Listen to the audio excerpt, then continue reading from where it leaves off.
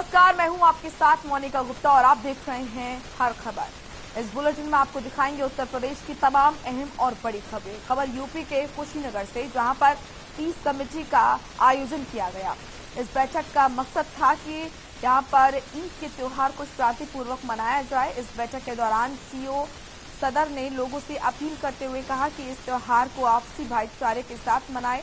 साथ ही पडरौना के सीओ कुंदन सिंह ने कहा कि आप लोग किसी प्रकार की अफवाहों पर ध्यान न दें। अगर कोई दिक्कत या समस्या हो तो उससे उन्हें अवगत कराएं। समय रहते उनका समाधान किया जाएगा। सोशल मीडिया की खबरों पर ध्यान न दें।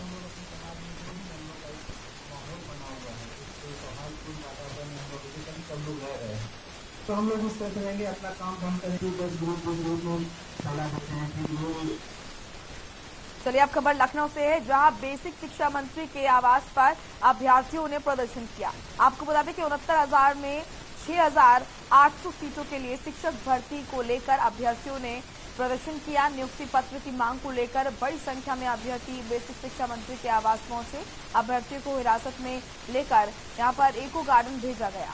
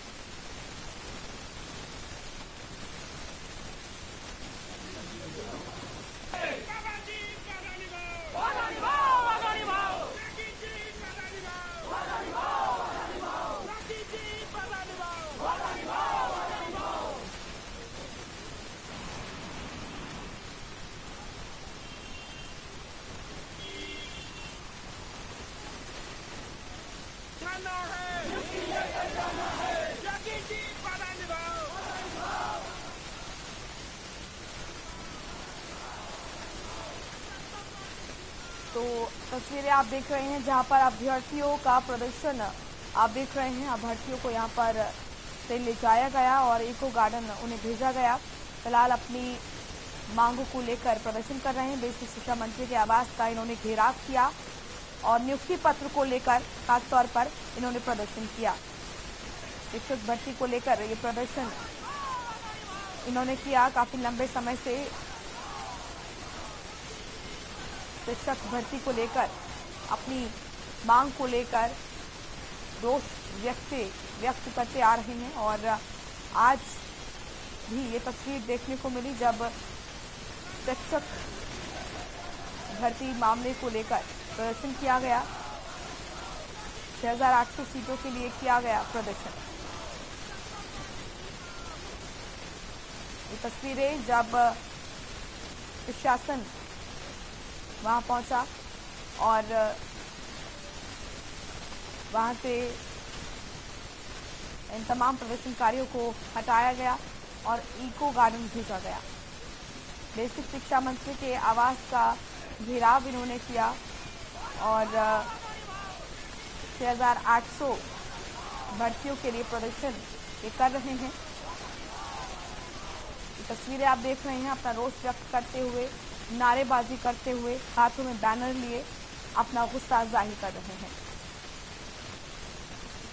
सैफुद्दीन हमारे सहयोगी जुड़ चुके हैं ज्यादा जानकारी के साथ। सैफुद्दीन, काफी लंबे समय से ये मांग रही है और आज हमने ये गुस्सा यहाँ पर देखा किस तरीके से बड़ी संख्या में सड़क पर उतरे और बेसिक शिक्षा मंत्री के आवास का घेराव यहाँ पर किया है शिक्षकों ने।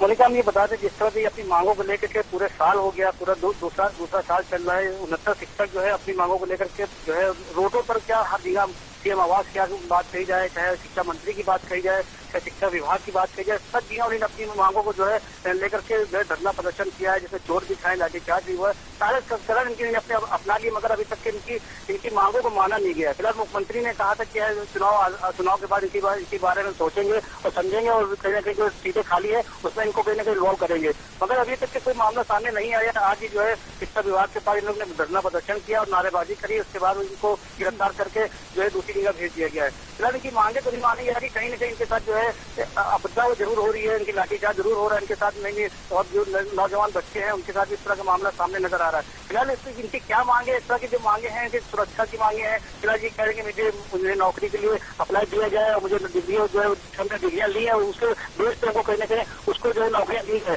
फिलहाल इनके 69 शिक्षक जो है वो ये यही कह रहे हैं कि मुझे जो है निकाला गया है, मुझे इस तरह की बातों के सामने नजर आया। फिलहाल सरकार के जोर की लग रही है, इनको सिर्फ लाठीचार्ज मिल सकता है, बाकी और अभी तक इनके पास कोई अभी तक इनको कुछ मिल नहीं पाया है। जी मोनिका, क्या कहना है इन प्रदर्शनकारियों का, शिक्षकों का, कि आगे की रणनीति इनकी क्या है? क्योंकि लंबा समय हो चुका है सैफुद्दीन, और आज भी हमने ये गुस्सा इनका देखा। आगे की रणनीति क्या है इन लोगों की? मोनिका ये नहीं कहा है कि हमारे पास ये नौकरी मिले या हम आपसे जान दे देंगे, मगर फिलहाल रोडों पे ये अपने रोडों पे घिसले जाते हैं, दरियाओं पाले जाते हैं, सब कुछ इनके साथ हो चुका है, मगर अभी तक नौकरी इनको नहीं मिल पाई है। इनका आखिरी ऑप्शन यही है कि हम घर नहीं जाएंगे जब तक कि मेरे पास नौकरी का ऑप्शन नहीं आता है। फिलहाल लोग अपने घरों से जो है निकल चुके, बहुत ऐसे जो है तो चुनाव से ने जो है रोडों में बिता दिया, मगर अपने घर नहीं गया। और इन्हें ये भी कहा है, आज हमारी बात भी हुई, इन्होंने कहा कि हमने वोट नहीं डाला है, इसी कारण नहीं डाला है कि सरकारें बनती तो है मगर हमारी बातें समझ में, हमारी बातों को कोई समझ नहीं पाता है। फिलहाल नौजवान लड़के हैं यही सोच के इन्होंने कहा है कि जो हमारी सरकार बनती है मगर सरकार हमारे पर ध्यान नहीं दे पा रही है। इनका यही कि नहीं, हमको नौकरी नहीं मिलती है तो कहीं ना कहीं जो है हम आखिरी स्टेज यही रहेगा कि जो है हम आत्महत्या करके अपनी जिंदगी समाप्त कर लेंगे। जी मोनिका, प्रशासन की तरफ से किस तरीके से क्या कुछ चीजें नजर आ रही है, क्या संभावना नजर आ रही है किसी तरह की कोई शांति की, या फिर कोई पहल प्रशासन की तरफ से, शासन की तरफ से की जा रही है उनसे बातचीत की? देखिए, शिक्षा मंत्री से बात हुई है, उन्होंने यही कहा है कि जो लिस्ट जारी हुई है उसमें इनका नाम नहीं है। जो पहले नाम थे वो जो है जिन लोगों को निकाला गया था उन लोगों को जो है नाम लेकर के उनको नौकरी दी गई है।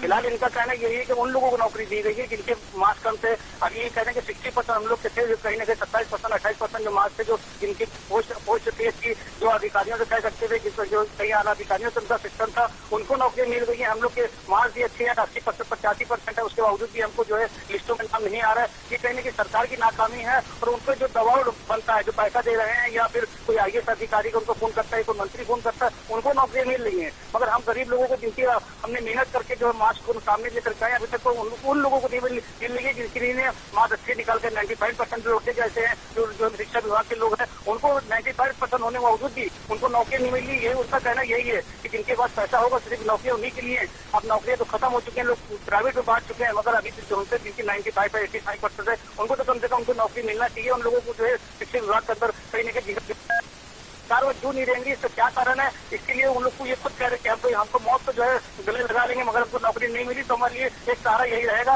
कि मुझे नौकरी की जगह पर मौत को गले लगाना पड़ेगा। फिलहाल सरकार को समझना चाहिए कि इस तरह की क्या घटनाएं हो चुकी है जिसमें कितने लोगों ने आत्महत्या करने की कोशिश करी है, कोई दरिया में गया है, किसी ने जो है फांसी लगा ली है। इस तरह के मामले सामने बहुत आ चुके हैं। मोनिका, मैं आपको एक अहम बात ये बता दें, जो 69 शिक्षक हैं उन्होंने इस बात से ठान लिया है कि हम घर नहीं जाएंगे, मौत को गले लगना।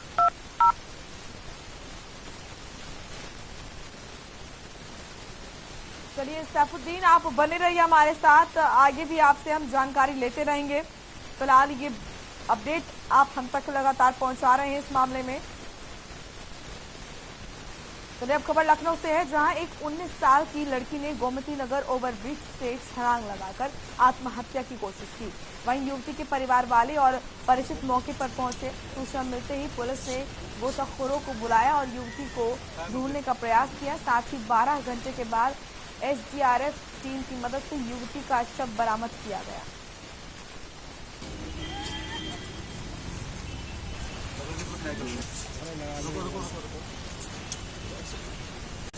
सैफुद्दीन हमारे सहयोगी लगातार जुड़े हो हमारे साथ। सैफुद्दीन, ये मामला सामने आया जहां पर ओवरब्रिज से छलांग लगाकर एक युवती ने आत्महत्या कर ली।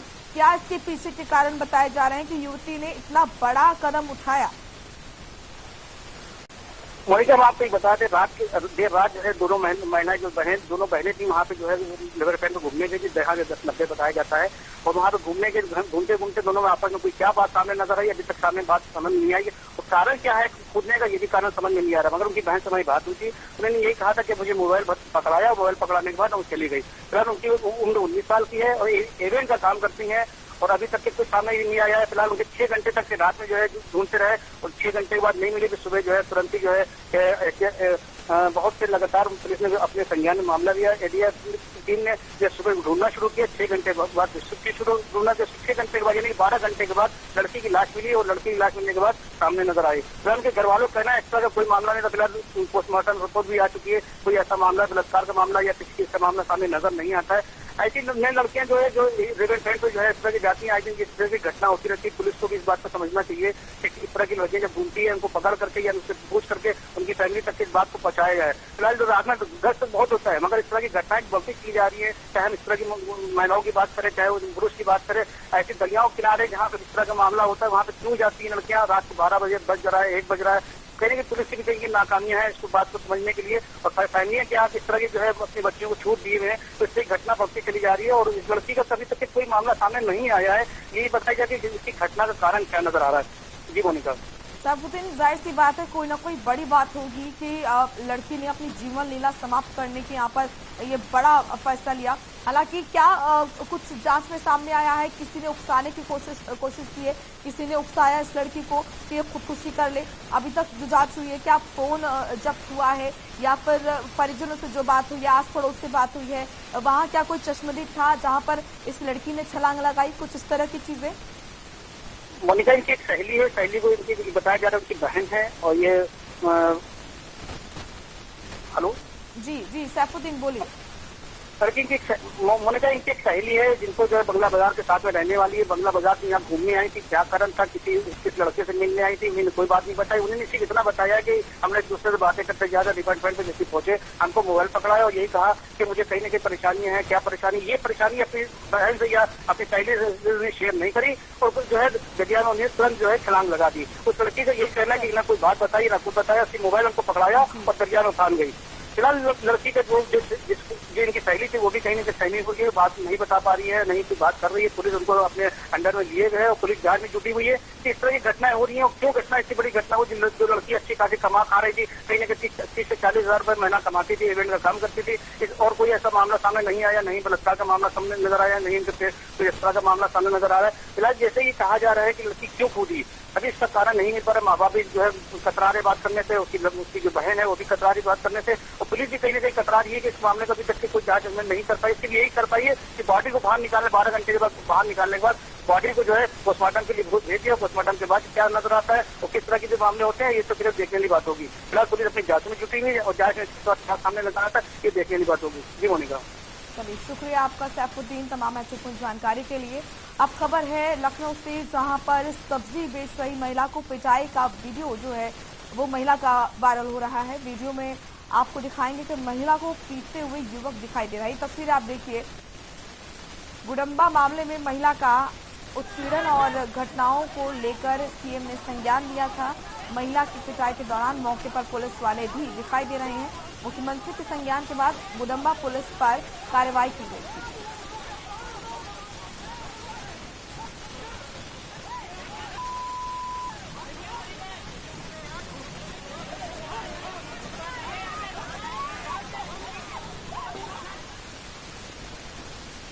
उत्तर प्रदेश में विकास को लेकर सीएम योगी आदित्यनाथ ने ट्वीट कर लिखा कि उत्तर प्रदेश में पिछले 5 सालों में सुरक्षा और सुशासन की नींव तैयार हुई है। इस नींव पर आने वाले 5 सालों में प्रगति और समृद्धि की भव्य इमारत तैयार होगी। इसके अलावा सीएम योगी ने लिखा कि ये नया उत्तर प्रदेश पीएम मोदी के विजन के अनुरूप नए भारत के सपने को साकार करने में महत्वपूर्ण भूमिका का निर्वहन करेगा।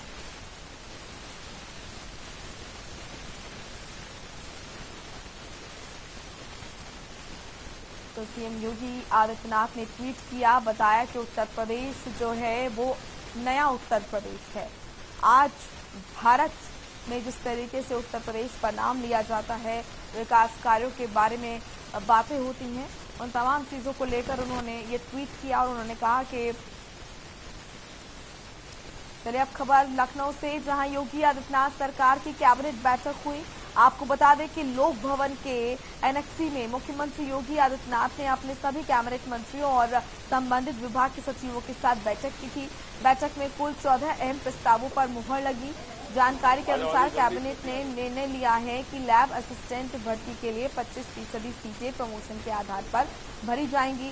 वहीं बाकी बची 3/4 भर्तियां सीधी भर्ती के माध्यम से भरी जाएंगी और राज्य के युवाओं को जल्द इन रिक्तियों पर भर्ती के लिए आवेदन का मौका मिलेगा।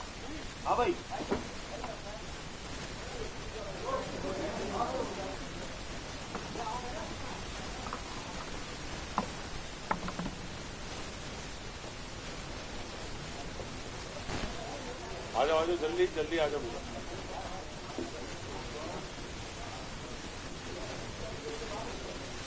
लैब टेक्नीशियन के पद पर उन्हें प्रमोट किया जाए।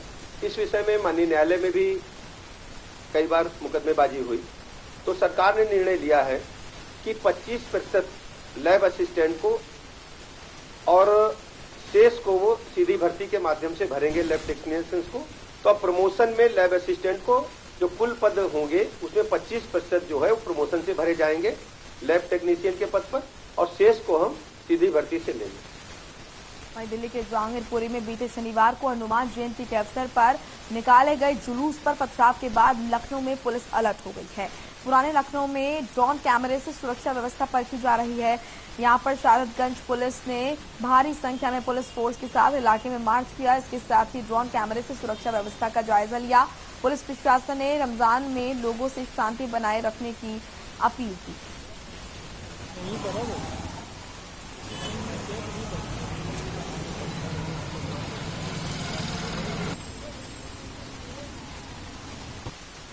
राजधानी लखनऊ में बीते दिनों इंजीनियरिंग कॉलेज से टेढ़ी पुलिया के बीच हुई फायरिंग और बमबारी की घटना में शामिल 6 लोगों को यहां पर गुडम्बा पुलिस ने गिरफ्तार कर लिया। इस पूरी घटना पर मुख्यमंत्री ने खुद संज्ञान लिया था, जिसमें सीएम के आदेश पर थाना अध्यक्ष के साथ 2 अन्य पुलिसकर्मी सस्पेंड हुए थे। 2 अन्य लोगों की गिरफ्तारी के लिए टीम लगाई गई थी।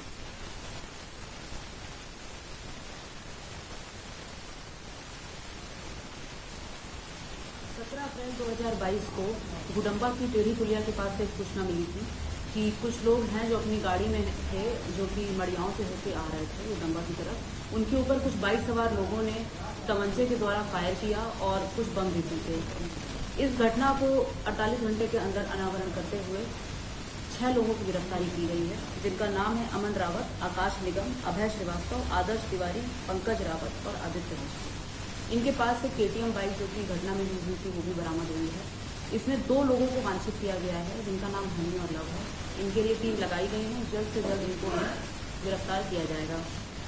इसके अलावा जो मुकदमा संख्या कायम हुआ था वो 164/22 थाना गुडम्बा में था, जिसमें 147, 148, 149, 107 वादावी और 7 CLA और 2/3 विस्फोटक पदार्थ अधिनियम पंजीकृत था।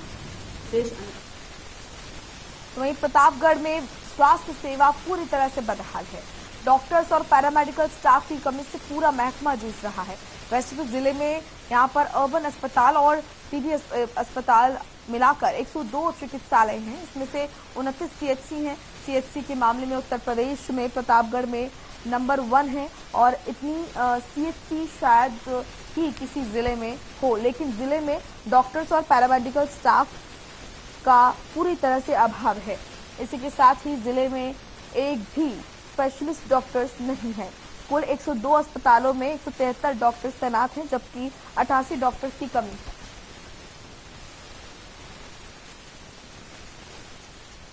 प्रतापगढ़ में मुख्य चिकित्सा अधिकारी के अधीन लगभग 102 अस्पताल हैं हमारे पास, टीबी अस्पताल मिलाकर के, अर्बन CHC मिलाकर, जिसमें 88 डॉक्टरों की कमी है, 150 स्टाफ नर्सेज की कमी है, 11 फार्मासिस्ट की, 13 जो है डेंटल हाइजीनिक लैब टेक्नीशियन की कमी है और एक्सरे टेक्नीशियन का 18 कमी है। कुल मिला के इतना स्टाफ कम है कि जो नए अस्पताल बन रहे हैं या जो पुराने चल रहे हैं उनको सुचारू रूप से चलाना कठिन हो रहा है। एनेस्थीसिया के डॉक्टर केवल CMO के अधीन में 2 हैं, जिसमें एक जो है एक संग्रामगढ़ के अधीक्षक हैं, एक रानीगंज में पोस्टेड हैं और एक पट्टी में पोस्टेड है। 3 है। स्पेशलिस्ट डॉक्टर्स में भी हमारे जो CHC PSCs हैं उस पर 6 स्पेशलिस्ट होने चाहिए हर CHC पे, और यहाँ पर 29 CHC हैं। और अगर ब्लॉक स्तरीय CHC को देखा जाए तो उसके हिसाब से 6 के हिसाब से कम 70-80 डॉक्टर्स होने चाहिए। वहीं लखनऊ में साहिब गुरु तेग बहादुर महाराज का प्रकाश उत्सव हिंडौला में भव्य रूप से मनाया जाएगा। इस संबंध में गुरुद्वारा प्रबंधक कमेटी के अध्यक्ष राजेंद्र सिंह बग्गा की अध्यक्षता में प्रेस वार्ता का आयोजन किया गया। वहीं प्रेस वार्ता में कमेटी के अध्यक्ष ने कहा कि महाराज का यहां पर 401वां प्रकाश पर्व बृहस्पतिवार को गुरुद्वारा नानक देव गुरु सिंह सभा नाका हिंडौला में बड़ी श्रद्धा और सत्कार के साथ मनाया जाएगा।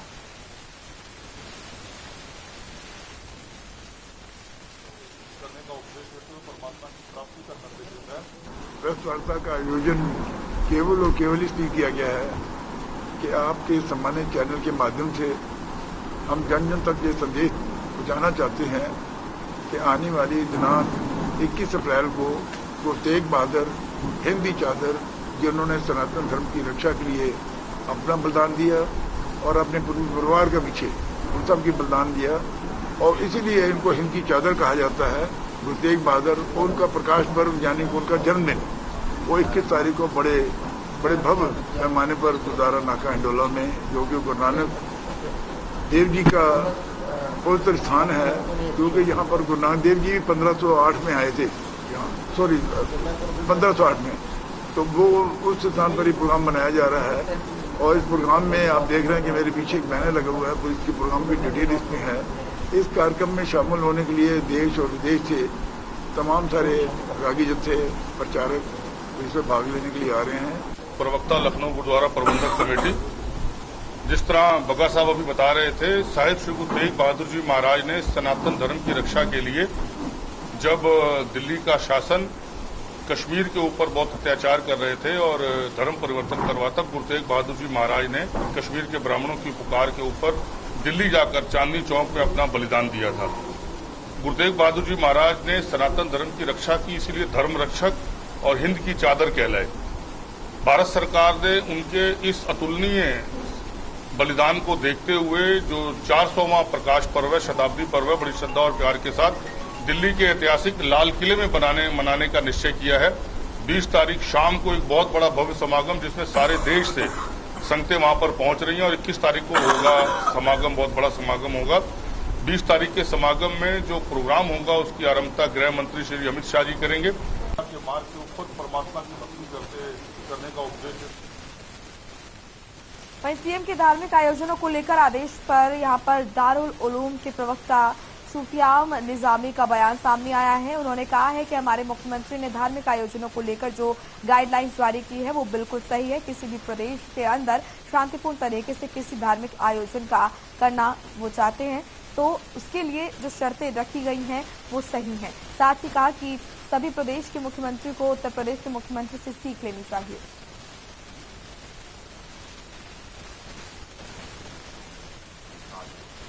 देखिए हमारे वजीर आला ने धार्मिक आयोजनों को लेकर जिस तरीके की गाइडलाइन और जिस तरीके की हिदायत जारी की है, ये बिल्कुल मुनासिब है। और किसी भी प्रदेश के अंदर अगर शांतिपूर्ण तरीके से अमन के साथ किसी भी धार्मिक आयोजन का आप आयोजन करना चाहते हैं तो उसके लिए ये तमाम शर्तें और उसूल और कवायद बनाना जरूरी है। जिन सूबों के अंदर हिंसा हुई है उसमें बुनियादी बात यही है कि वहाँ बगैर किसी इजाज़त के यात्राएं निकाली गई, वहाँ बगैर किसी इजाज़त के सड़कों पर नारेबाजी की गई और उसका जो बुरा नतीजा है वो हम सबके सामने देखने को आया है। इसलिए मुझे तो ये बात कहने में कोई मुज़ायका नहीं कि तमाम सूबों के वज़ीर आला को सूबा उत्तर प्रदेश के वज़ीर आला की हिदायतों पर अमल करना चाहिए और उनसे सीखना चाहिए कि यहाँ पर रमज़ान भी है, यहाँ पर और तमाम यात्राएं भी निकल रही, लेकिन किसी भी तरीके का डिस्प्यूट, किसी भी तरीके का फसाद कहीं भी देखने को नहीं मिला है। फिलहाल इस बुलेटिन में इतना ही। आप देखते रहिए हर खबर। नमस्कार।